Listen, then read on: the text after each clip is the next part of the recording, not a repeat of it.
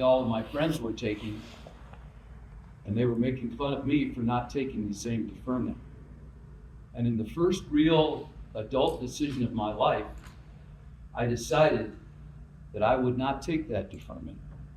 I thought a lot about that, but I knew beyond any doubt that the man who raised me, all those supporters of whatever I decided, would not look favorably upon that deferment decision if I made it. So I didn't. I was ready to go. I had made peace with that decision, knowing what it would mean to that man. And that year they went up to a number 125, and I didn't have to go. But the impact of that decision that I made to not take that deferment bonded me to him for the remaining years of his life.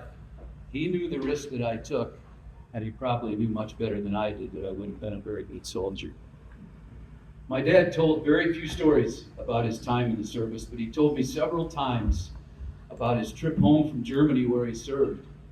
And for some reason, he got such a laugh over this incident. He was on the boat home, which was very emotional.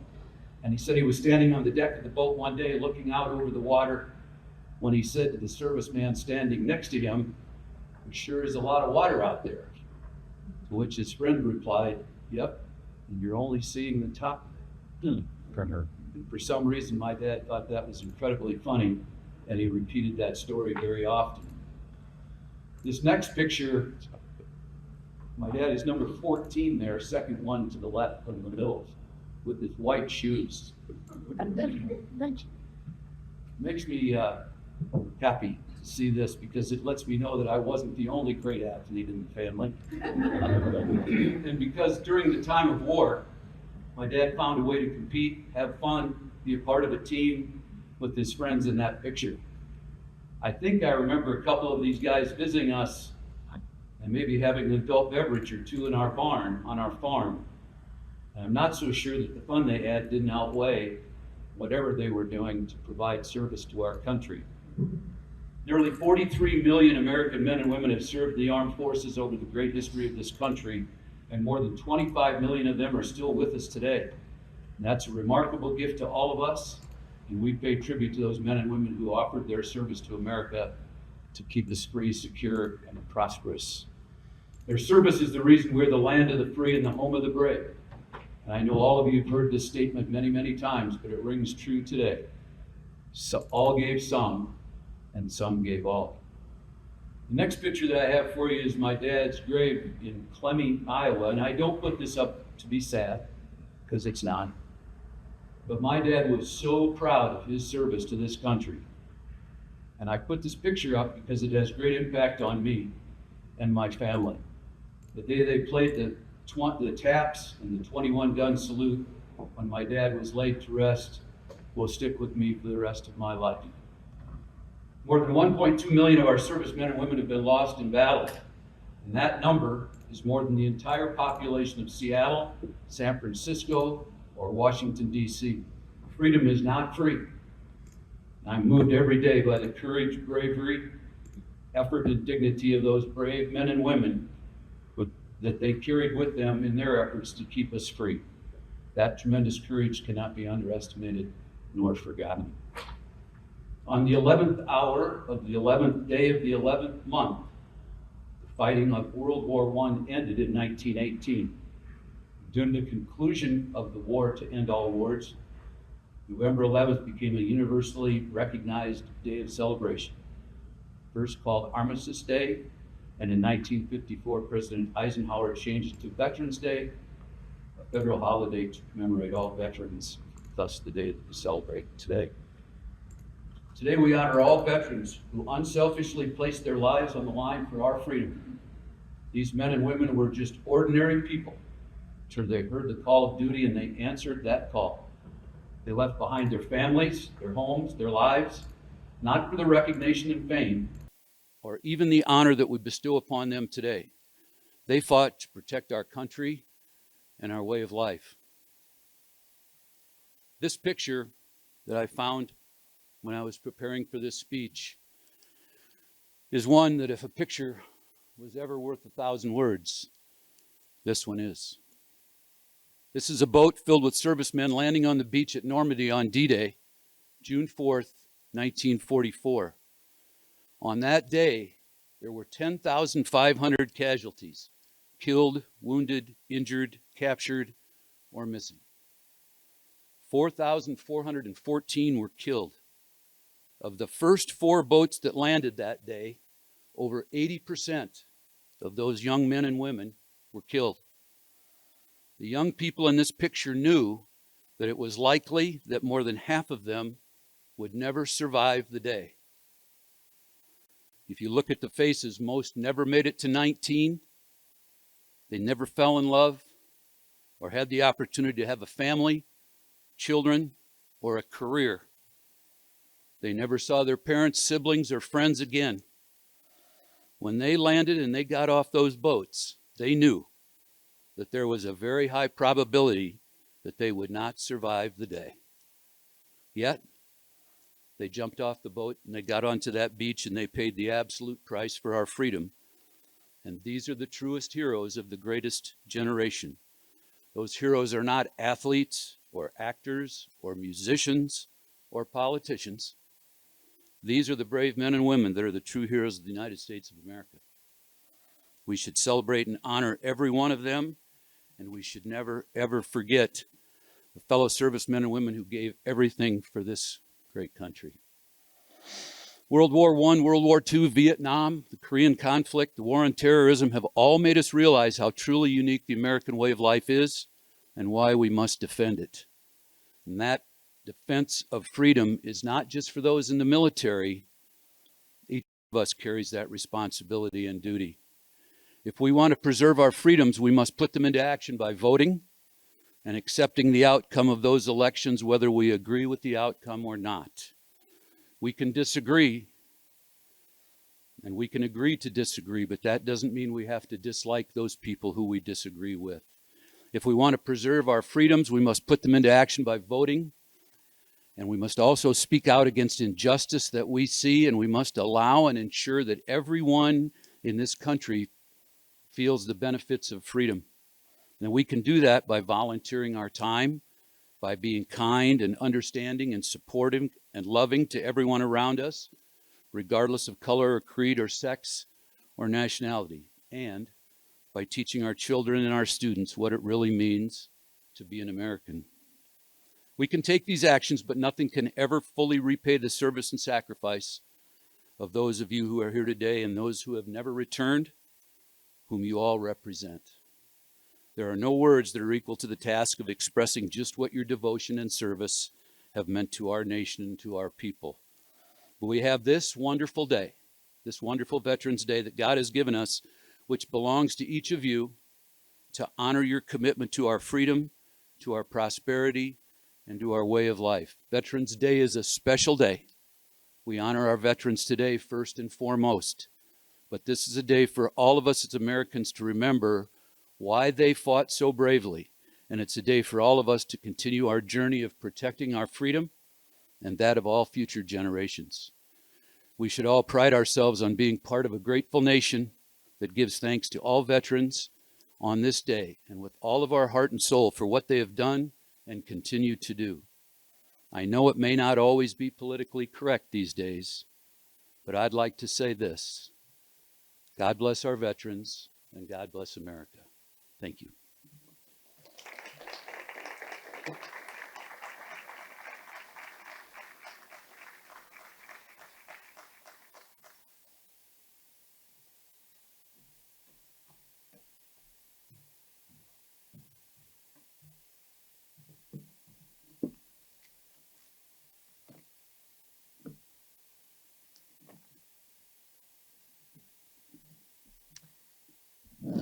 Just sat back down.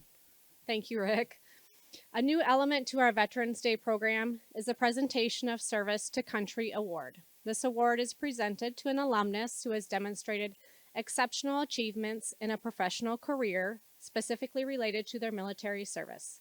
Special consideration may be given to a candidate for outstanding commitment to their country as a civilian supporting military endeavors.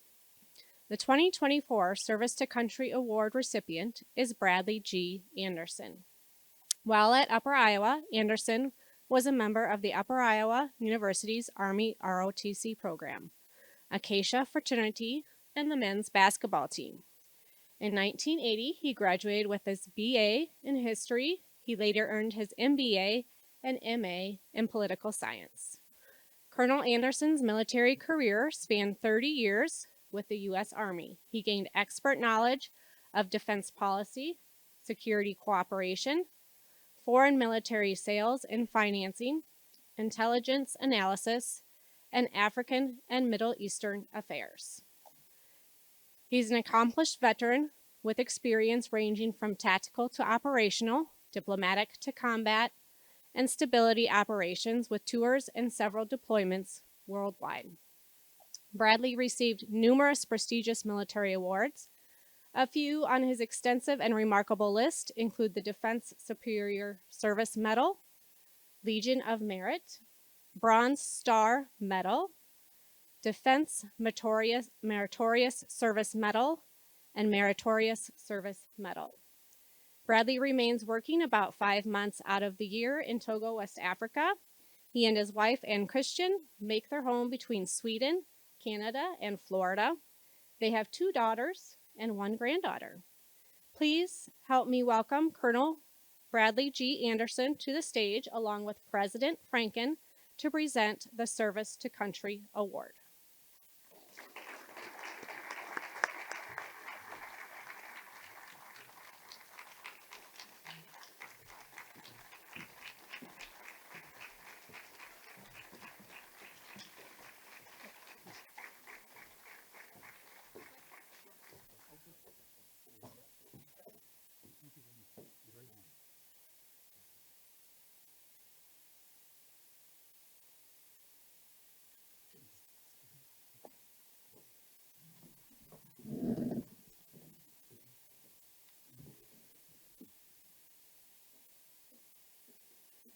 Thank you very much.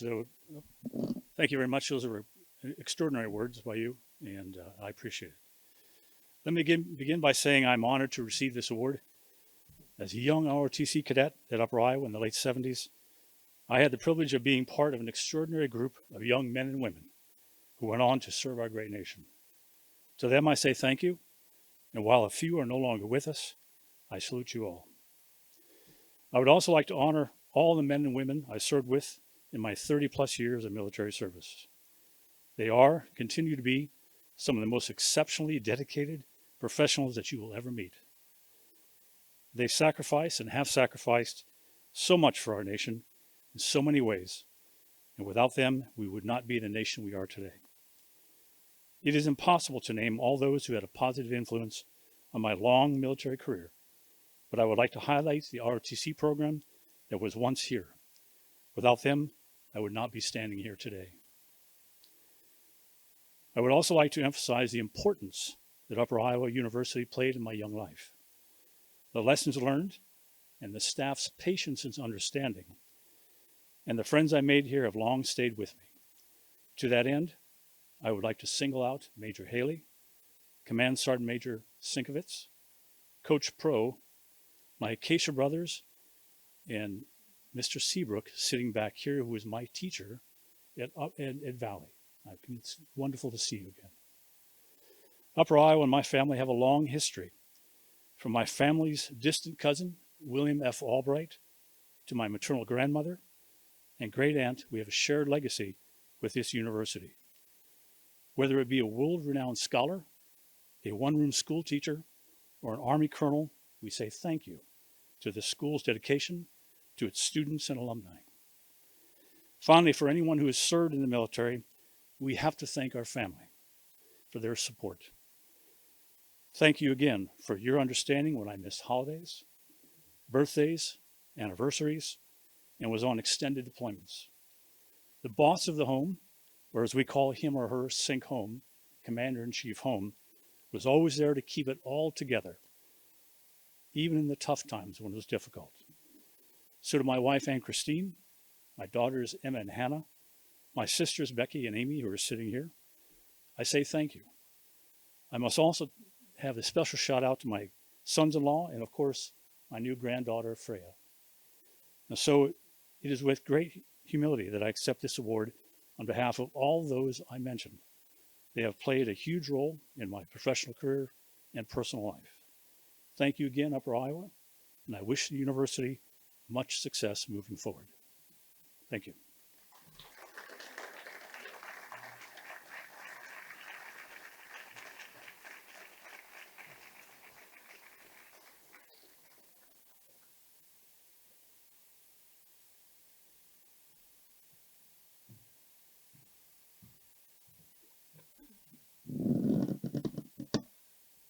Thank you, Colonel Anderson. At this time, we will play the U.S. Military Medley Hymns. We invite veterans to please stand in honor of your branch when your hymn is played.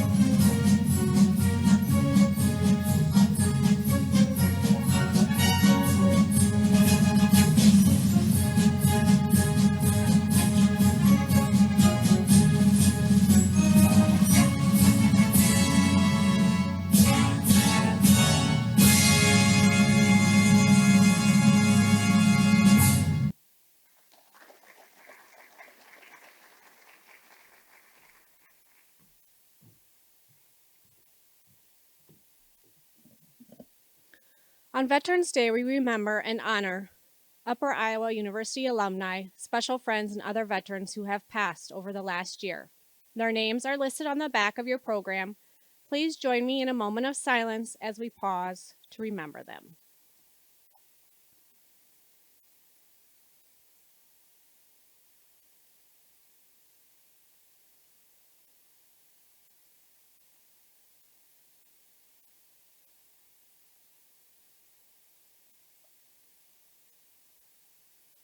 Thank you.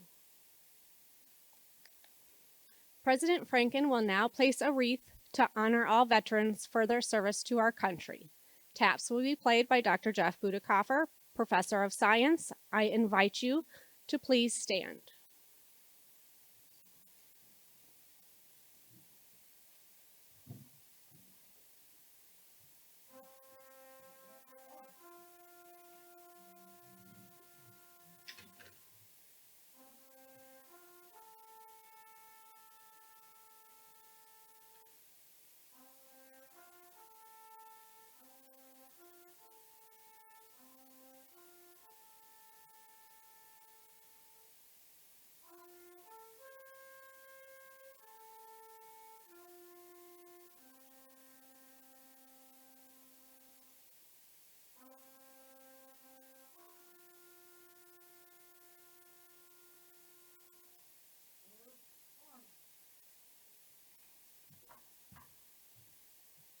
Thank you, Dr. Budekoffer.